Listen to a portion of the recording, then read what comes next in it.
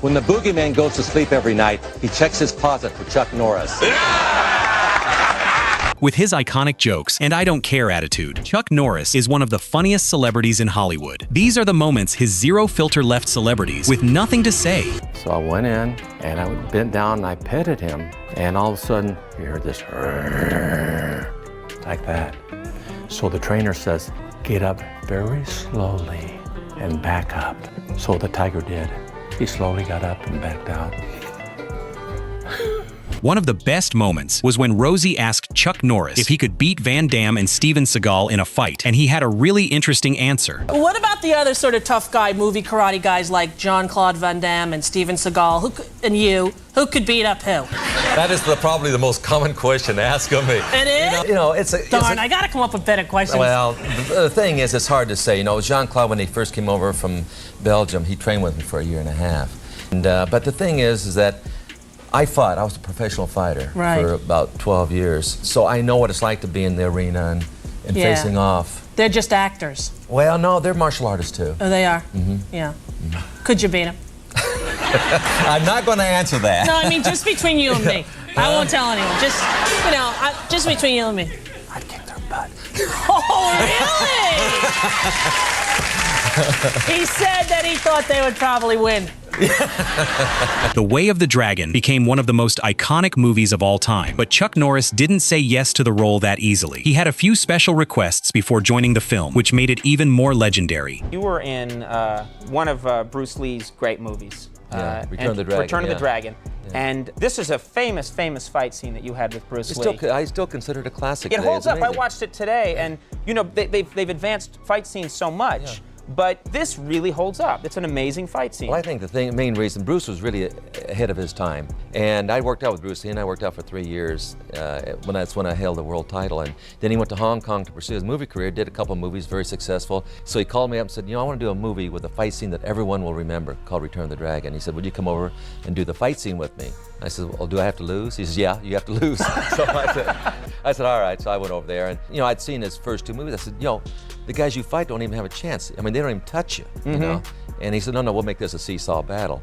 And so we made it fight back and forth, and it became a classic. That was unusual at the time, because in that fight scene, you knock him down a few times, and it's pretty close, and he didn't allow that. No, I was the only one ever to really do that, you know, fighting. But again, you know, he respected me because of my ability as a world champion at the time. Did you guys ever go at it in, you know, in a real situation? No, I was a professional fighter. I fought professionally then, and you know, Bruce was very, very good, but he never fought in the ring. You know, really? No, he never fought in the ring. Okay. Big difference. You know, kicking the bag is one thing. Getting in the ring and having someone kicking back at you is a whole different story. Hey, I know. Believe me. While fans remember the iconic fights, Chuck Norris remembers the friendship. In the next clip, he shares how Bruce Lee was really like away from the cameras and the bond they built over the years. Did you actually know Bruce Lee, or is that like public relations? No, I knew Bruce. Bruce and I worked out together for about 3 years prior to him leaving for Hong Kong to pursue a movie career. In fact, I did a movie with him called Return of the Dragon, where we had this big fight scine in the Coliseum. Yeah, right. Yeah. But, you know, I go to Rome to fight in the Coliseum, and I go over there, and my fighting weight, you know, about 170 is my fighting weight. And because I was still fighting, I was still the world champion then. They said, well, you know, you and Bruce are not that much difference in size. You know, you're maybe 15 pounds heavier. Can you put on some weight? And I go, well, how? You know, and they said, well, eat or something. So I started eating hamburgers and drinking malts and all this stuff, and no rats. And this is before then. And so anyway, but I was working out every day, so I was burning the calories off. So I had to stop working out for 3 weeks and just eat, and I went up to about 186. But if you notice in the movie, I didn't do any jumping kicks. I couldn't get off the ground, you know. So. But beyond the movie, you all were personal friends? Yeah, we were. Was he as amazing as he appears in film? He was a training-aholic. You know, a guy trained all the time. When we used to work out together, we'd work out for 4 or 5 hours at a crack. He was really a hard trainer. You know, he wasn't a kicker in those days. Wing Chun was not all the spinning kicks and all that, which I was known for. I was known for my kicking ability, and he was more known for his sticky hands and this stuff here. So we started exchanging techniques, because he didn't believe in kicking above the waist at that particular time. And I said, well, you know, you should be able to kick anywhere. You know, if you're open in the head, you should be able to kick the head. And so we started exchanging all these techniques. And of course, 6 months later, he could do it as well as anyone. Chuck Norris jokes are some of the funniest and longest-running jokes ever. Even Chuck himself couldn't keep a straight face while reading them. Chuck, I don't know where people came across this. It is the Chuck Norris facts. It's been floating around the internet for several months now, and this is some kid who just came up with all this wild stuff about how tough you are and everything. I'm going to give people a little example of what is on there. For example, facts like Chuck Norris once challenged Lance Armstrong in a Who Has More Testicles contest. Chuck Norris won by 5.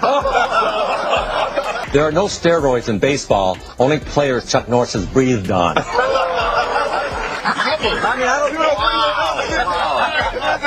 Chuck Norris once shot down a German fighter plane with his finger by yelling, "Bang."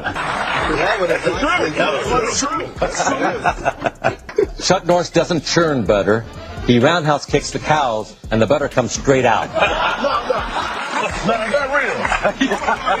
When the boogeyman goes to sleep every night, he checks his closet for Chuck Norris. Chuck Norris is currently suing NBC, claiming Law and Order are trademark names for his left and right legs.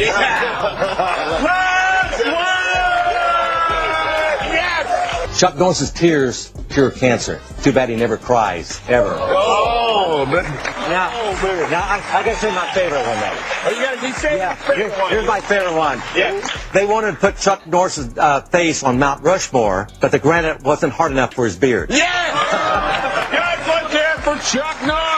Chuck Norris is famous for the jokes, but his action scenes are what made him a legend, and one of them almost went terribly wrong. Now, when you see this, we're going to show this to you. Chuck, have you explained it that you got to catch the rattlesnakes? Yeah, right. Yeah. Now, we're going to show the real one first, and then the one. Yeah, right. Yeah, what we're doing here, again, like I said, is catching the rattler. Well, with the actor, the one that plays my brother, they just handed him the snake. Right. You know, so you hang on to the snake, and but with me, I had to go grab down it. and actually because snatch it off the ground. You're Walker, Texas Ranger. Well, they want to see me do it. Exactly. Sure. Here we go. Take a look at this.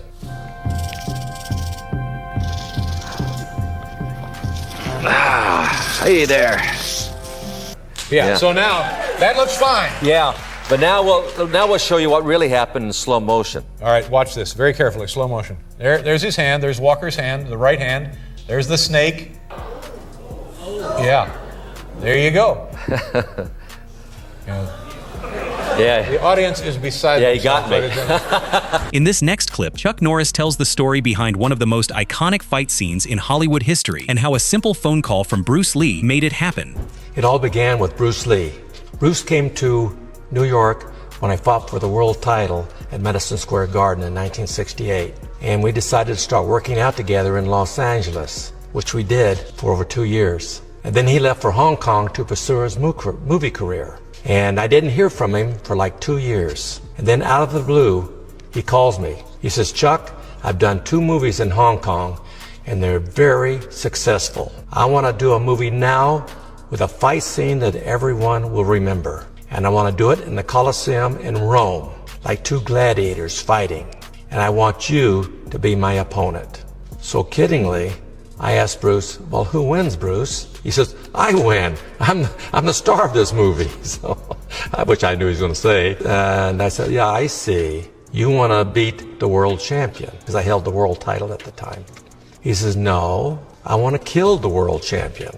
So anyway, I decided to go to Rome and do the movie with Bruce. And of course, he killed me. But he said, "I don't want to make you out to be a bad guy.